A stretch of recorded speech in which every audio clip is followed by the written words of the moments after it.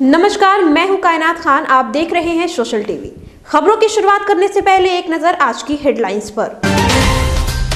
Corona ने तोड़ी बुनकरों की कमर, कारोबारियों ने सरकार से मदद की लगाई गुहार।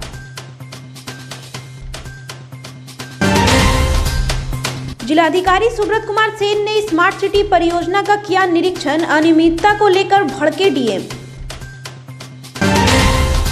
ठंड बीत जाने के बाद भागलपुर नगर निगम की टूटी नींद, गर्मी में कंबल बांटने की तेज हुई कवायद। और राजधानी पटना सहित कई राज्यों में फहरेगा भागलपुरी सिल्क का तिरंगा। अब खबरें विस्तार से। कोरोना वायरस के असर से सिल्क सिटी के बुनकर और कारोबारियों की कमर टूट गई है। सिल्क धागे की कम आपूर्ति और धागे की बढ़ती कीमत से सिल्क के उत्पादन से लेकर मजदूरों के हाथों को मिलने वाले कामों में कमी आ गई है। कारोबारियों का कहना है कि सिल्क को भागलपुर में सही बाजार नहीं मिल पा रहा है।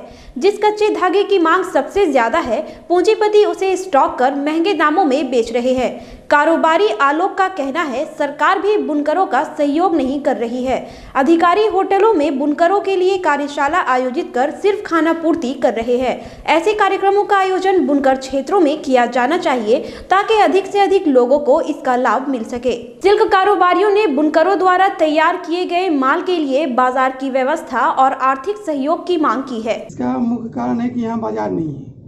ये भागलपुर रेशम उद्योग जो है पूंजीपतियों के हाथ की कठपुतली बन के रह गई है। पूंजीपति अक्सर ऐसा करते हैं कि जब जिस सूते की जिस कच्चे धागे की मांग होती है उसको स्टॉक कर लेते हैं। उसके बाद बाजार में सूते के अभाव होता है, लोग जो है बुनकर उसके मनमाने दाम पर सूत खरीदते हैं और जब डिमांड कपड़े तक पहुँचते फिर सूते का रेट गिर जाता है और बुनकर को वही गिरे हुए रेट के अनुसार कपड़ों की मजदूरी मिलती है।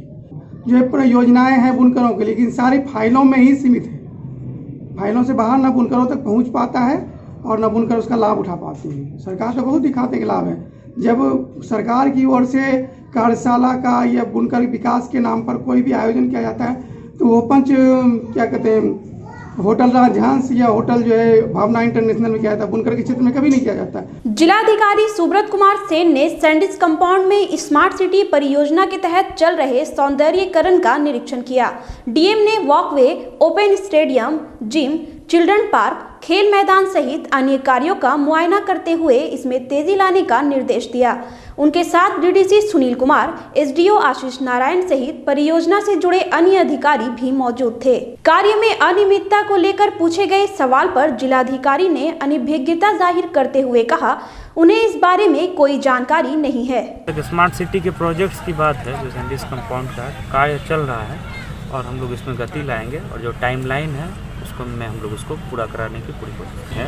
अभी जो महत्वपूर्ण उद्देश्य है कि क्या क्या चल रहा है प्रोजेक्ट्स को ग्राउंड पे देखें और डिटेल में और जानकारी नगर निगम से लेकर के फिर आप लोगों को देखते हैं। सुनने में भले ही अजीब लगता है, लेकिन भागलपुर नगर निगम प्रशासन ठंड से बचने के लिए कंबल जरूरतमंदों को सर्दी के बजाय गर्मी में बांटेगा। पिछले वर्ष भी कुछ ऐसा ही हुआ था और इस वर्ष भी प्रशासनिक उदासीनता के कारण कंबल खरीद की प्रक्रिया अभी तक शुरू नहीं हो सकी है। निगम की इस कार्यशैली पर उप महापौर राजेश वर्मा ने भी आक्रोश जताया है। उन्होंने आरोप लगाया, निगम प्रशासन कंबल खरीद के नाम पर भ्रष्टाचार को बढ़ावा दे रहा है।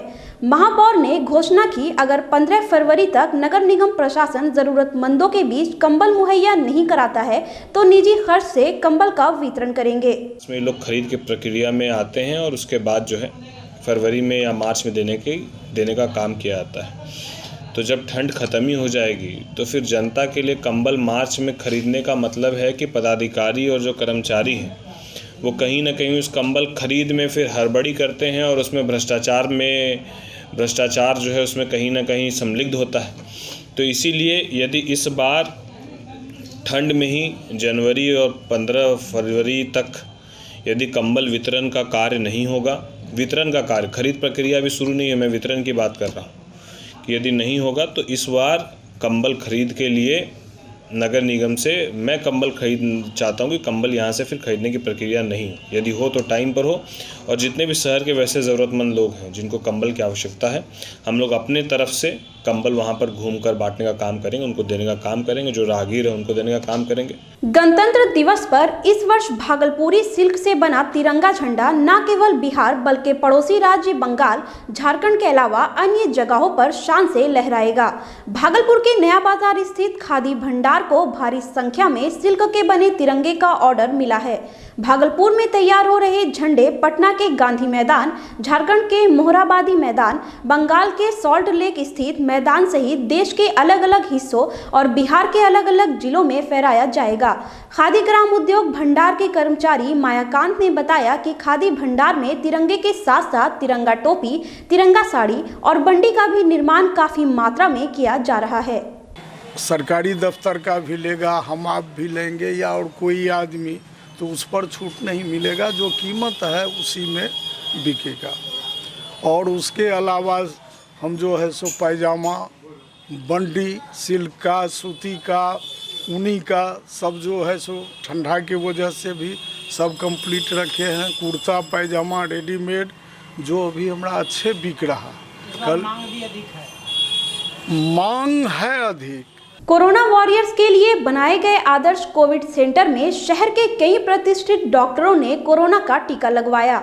शहर के हीलिंग टच अस्पताल में डॉक्टरों ने टीका लगवाने के बाद फ्रंटलाइन वर्कर से टीका लगवाने की अपील की। वहीं हीलिंग टच के डॉक्टर संजय सिंह ने वैक्सीन को बड़ी उपलब्धि बताते हुए इसे पूर्णतः सुरक्षित बताया। संजय सिंह ने बताया कि शहर के सबसे बुजुर्ग डॉक्टर शैलजानंद झा ने भी आज कोरोना का टीका लगवाया। वहीं स्त्री रोग विशेषज्ञ डॉक्टर प्रतिभा सिंह ने कोरोना वैक्सीन को प्राण रक्षक बताते हुए इसके निर्माण के लिए डॉक्टर और वैज्ञानिकों की टीम के साथ प्रधानमंत्री को धन्यवाद दिया। हीलिंग टच हॉस्पिटल में वैक्सीनेशन स्टार्ट हुआ है और इसकी तैयारी पहले से थी। करीब 100 लोगों को ये वैक्सीन आज पढ़ना है और उसमें जो प्रमुख लोग हैं उसमें प्रोफेसर डॉक्टर SN झा हैं, डॉक्टर RK ठाकुर जो एनेस्थेटिस्ट हैं, डॉक्टर अर्चना झा और उनके हस्बैंड डॉक्टर BK झा के अलावा और भी कई प्रमुख लोग हैं। होली फैमिली हॉस्पिटल की जो सिस्टर्स हैं और वहाँ की जो डॉक्टर हैं मोना गोयल। इस तरह से 100 लोगों को पढ़ना है जो यहाँ आसपास जितने भी डॉक्टर्स हैं या जो हेल्थ वर्कर्स हैं, जो फर्स्ट फेज में सरकार ने डिसाइड किया। रीज़न जो भी हो, पर वो अगर नहीं आ पा रहे हैं तो उनको आना चाहिए, टीका लेना चाहिए सभी लोगों को। कोई पर्सनल रीज़न हो सकता है किसी का कि उस दिन वो व्यस्त हो या फिर, पर इसको प्राथमिकता के तौर पे दोनों डोज इसका जो बताया गया है और जो आप जानना चाह रहे हैं हमसे, ये वैक्सीन बहुत ही सेफ है, सभी लोग कह रहे हैं। और इसलिए इसका जो फ़ायदा है, जो लाभ है, और सबसे खासियत है कि फ्री में दिया जा रहा है। सरकार इसको कोई चार्ज नहीं कर रही है। सबसे पहले हमारे जो प्रधानमंत्री जी हैं श्री नरेंद्र मोदी जी, उनको मैं कॉन्ग्रेचुलेट करना चाहती हूँ कि इतनी जल्दी और इतनी सफलता से ये जो कोविड इन्फेक्शन जो फैला, कोरोना वायरस का जो इन्फेक्शन पूरे विश्व में फैला, उसके अगेंस्ट जो इंडिया ने अपनी वैक्सीन बनाई, जो मेड इन इंडिया, जिसका प्रचार हम लोग कर रहे हैं और जो अब शुरू हो गई है हम लोगों को मिलनी, उसको मैं हर तरह से सपोर्ट करना चाहती हूँ। और ये मैं सारे जो फ्रंट लाइन वर्कर्स हैं, बिकॉज अभी सबसे पहले हम ही लोगों को मिल रहा है, जो फ्रंट लाइन वर्कर्स हैं, जो डॉक्टर्स हैं, जो नर्सेज हैं, जो उस तरह के लोग हैं जो कि मेनली सबसे पहले कोविड पेशेंट्स के सामने आते हैं, तो उन लोगों को सबसे पहले पढ़ रहा है और उन लोगों को पढ़ना ये बहुत ज़रूरी है। सड़क सुरक्षा अभियान के तहत अखिल भारतीय विद्यार्थी परिषद और भागलपुर यातायात पुलिस ने लोहिया पुल पर जागरूकता अभियान चलाया। सदस्य यातायात नियमों का पालन नहीं करने वाले लोगों के साथ गांधीगिरी से पेश आए और उन्हें यातायात नियम का पालन करने का संकल्प दिलाया गया। सदस्यों ने वाहन चालकों को गुलाब का फूल देकर उन्हें जागरूक किया और सड़क सुरक्षा से संबंधित जानकारी दी। मारवाड़ी महाविद्यालय के पूर्व छात्र संघ अध्यक्ष करण शर्मा ने कहा, सड़क दुर्घटनाओं से बचाव के लिए यातायात के नियमों का पालन करना आवश्यक है। प्रदेश कार्य समिति के सदस्य कुणाल पांडे ने कहा, अखिल भारतीय विद्यार्थी परिषद शहर के विभिन्न चौक चौराहों पर लोगों को यातायात के नियमों का पालन करने के लिए जागरूक कर रहा है। यातायात प्रभारी रविंद्र महतो ने अखिल भारतीय विद्यार्थी परिषद के सहयोग की सराहना करते हुए लोगों से यातायात के नियमों का पालन करने की अपील की।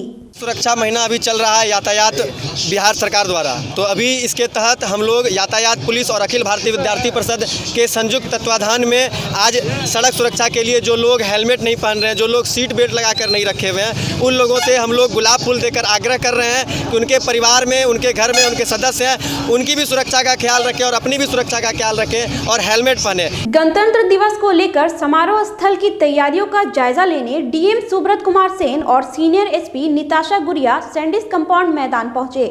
जिलाधिकारी ने सभी विभाग के अधिकारियों को समारोह स्थल पर सुरक्षा को लेकर आवश्यक दिशा निर्देश दिया। डीएम ने एसएसपी और प्रशिक्षु आईपीएस भरत सोनी के नेतृत्व में किए जा रहे पासिंग परेड का भी मुआयना किया। दिवस का परेड का प्रैक्टिस चल रहा है, तो मेरे और एसएसपी साहब के द्वारा का निरीक्षण किया गया और अभी तैयारी शुरू हुई है। तो प्रारंभिक दौर में ही हम लोगों ने तैयारी को देखा और 24 को फाइनल रिहर्सल होगा, उस दिन भी हम लोग उपस्थित रहेंगे। आज जो परेड की तैयारी चल रही है उसकी समीक्षा की गई और समीक्षा उपरांत जहाँ पे कमियां पाई गई हैं उसको सुधार करने हेतु सभी पदाधिकारीगण और कर्मचारियों को निर्देश दिए गए। फिल्म अभिनेता सुशांत सिंह राजपूत के जन्मदिन पर गुरुवार को प्रशंसकों ने सैंडिस कंपाउंड में कार्यक्रम आयोजित कर उन्हें याद किया। प्रशंसकों ने उनके बेहतरीन अदाकारी को ऐतिहासिक बताते हुए सुशांत को सुपरस्टार की श्रेणी में गिनाया। हम आपको बता दें कि पवित्र रिश्ता सीरियल से चर्चा में आए सुशांत सिंह ने अपने अभिनय से बॉलीवुड में अपना लोहा मनवाया और मशहूर हुए थे। वहीं कार्यक्रम में सत्यम कुमार, विवेक कुमार, रचना कुमारी सहित सुशांत के सैकड़ों फैंस उपस्थित थे। तिलकामांझी भागलपुर विश्वविद्यालय के स्नातकोत्तर भूगोल विभाग में स्वागत सह विदाई समारोह का आयोजन किया गया। समारोह में सेमेस्टर 3 के छात्रों द्वारा सेमेस्टर 1 का स्वागत और सेमेस्टर 4 का विदाई समारोह मनाया गया। विभागाध्यक्ष संजय कुमार झा ने छात्रों को शुभकामना देते हुए उनके उज्जवल भविष्य की कामना की। साथ ही उन्होंने छात्रों से कैंपस में अनुशासन के नियमों का पालन करते हुए पठन पाठन की अपील की।